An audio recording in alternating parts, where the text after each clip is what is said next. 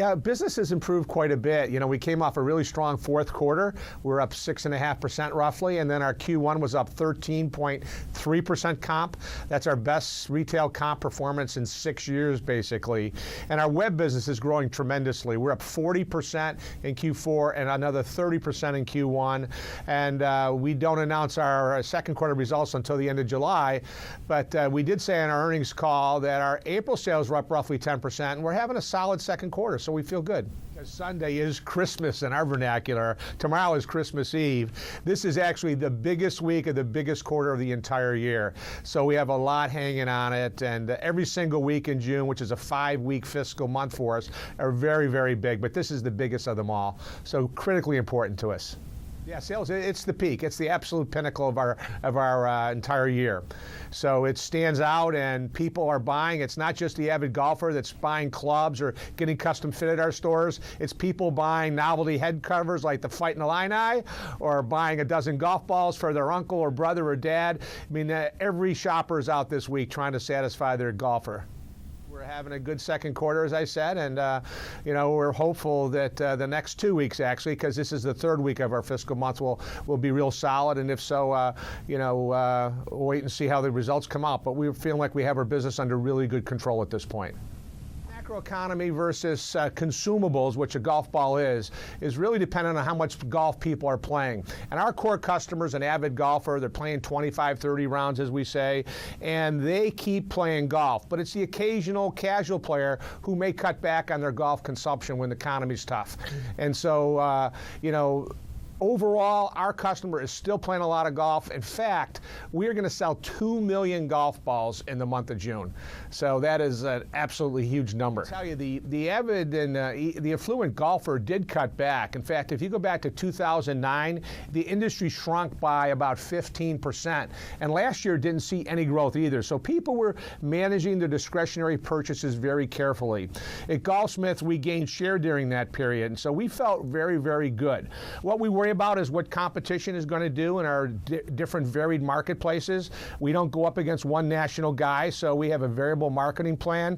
So our marketing execution could be different in Kansas City than it would be in Texas, for example.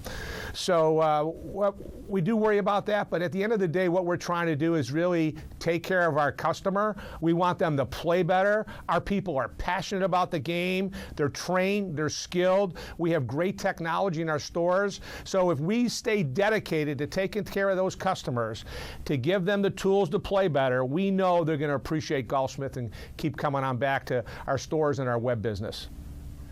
Well, actually, it's funny. December is our number 2 volume month of the year for many of the same reasons, all that gift giving that's going on out there. So relatively speaking, they're both 5-week fiscal months. June is still measurably bigger than our second biggest month, December. But also from April 1st, when the Masters kicks off, all the way to Labor Day, that's an enormous natural peak in our industry. So while June is the biggest, every single week is very important to us. We just opened our first store in the Washington, D.C. market. It's in Tyson's Corner. It opened last week.